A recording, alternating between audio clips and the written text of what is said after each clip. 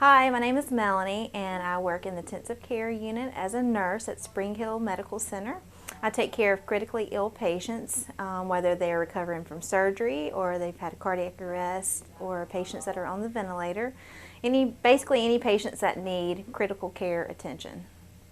My role as a nurse in the critical care unit is I take care of patients after surgery, most specifically patients that have had open heart surgery. So we get them after surgery and recover them, which includes getting them off the breathing machine. We do medications like IV drips to control their blood pressure and give them sedation and pain medicine. And then when they're better, we send them out to the floor. When we get a patient into the ICU, I hook them up to the monitor and we take their vital signs. We also draw blood on them, put an IV in them to get IV access so we can give them medications as needed. We send our blood to the lab, and based on the results, if there's anything abnormal, we have to call the doctor and let them know what the results are. If they give us any orders, we have to carry the orders out, whether it may be if their blood count is low, that we might have to give blood transfusions, or maybe if they're in respiratory distress, which means they're having a hard time breathing. If the lab results are abnormal for that, we might have to bump up their oxygen. And just closely monitor the patient to see how they're responding to the things that we are doing to them. If you have a patient that is unable to eat or drink, we have to put tubes in their nose or even in their mouth sometimes. It goes down to their stomach, and that's how we feed our patients for the people that cannot eat. Other things or other patients that we have to take care of, maybe if the patient is on the breathing machine, we assist in doing oral care. You clean their mouths out so that they don't get dry, because if you can imagine, if you don't have anything to eat or drink, that your mouth gets very dry. So we clean that out. If the patient, maybe their breath sounds do not sound well or their oxygen level is low, we have to stick a little tube down there, the trach, or not the trach, but the ET tube is what we call it, the little hose that goes in their mouth to their lungs. We have to stick a catheter down there and suction their lungs out so that they can ventilate better or oxygenate better. Other things that happen usually with a patient that's on a ventilator, as we talked about the feeding, that they have to get feedings. Also, that we have to bathe our patients. We also, if they have to have a catheter also put in to help with urination, and if they have a bowel movement, we have to clean them up for that too. Sometimes we have to give enemas if they're constipated, or enemas if maybe a lab is out of whack. We have to give them a medication to help lower the lab value.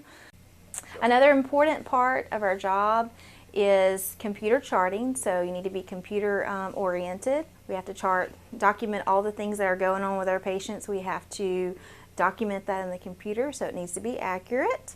And we spend probably a good portion of our day charting on the computer. I typically work 3 shifts a week, which are 12-hour days, so I work 36 hours a week. The stress level, it just kind of depends on your patient load and their needs. I mean, sometimes it can be very stressful if you're taking care of a really critically ill patient that's unstable. Maybe they're on a breathing machine. You have to require tube feedings, and they're maybe having frequent bowel movements, or maybe the patient continues to have cardiac arrhythmias or heart problems that make the patient arrest. So it just kind of depends on what's going on with the patient, depends on basically how much stress level that you have. And another thing that plays a big role in nursing is having good team players. I mean, if you want to be a nurse, you need to be a good team player, because that also not only benefits you, but also benefits your patients and the other people that you work with. If you would like to be a nurse, the requirements are a 2-year degree, which is an associate degree, or if you would like, you can go for the 4-year degree, which is a bachelor's program. I personally would recommend the bachelor's program over the associate degree, but you can do either. Both of them, you would be able to work as a nurse. You would do the nursing program. At the end, you would have a board exam called the NCLEX, and you take that, and after you pass it, you can have a registered license, which we renew every 2 years. Some additional training you can receive on the job. If you work in the critical care unit, most hospitals require you to do a critical care class, which they provide. And it's usually about a 3 to 4 week class that you go to, and they train you on different line insertions and how to take care of things like that, and recognizing EKGs and how to take care of patients that are on the vent or things like that. Another requirement is for everybody you have to have your basic life support or BLS, but if you work in the ICU you have to have your ACLS, which means that you can give life-saving drugs. If someone were to arrest, that we have a line of drugs that we give. We also sometimes have to shock people, so that's another thing that you can do with your ACLS. If you only have your BLS, you have to allow the monitor to determine the rhythm, and then it will tell you if you can shock or not. If you have your ACLS, you can determine it yourself by looking at the monitor.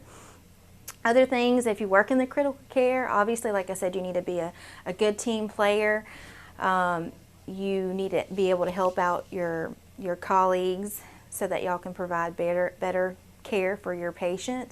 Being detail oriented. If you work in the ICU, you need to be detail oriented. You need to know what's going on with the patient, their history, things that have happened to them in the past may portray some of the things that are going on with them now. So you need to pay, attention to things like that.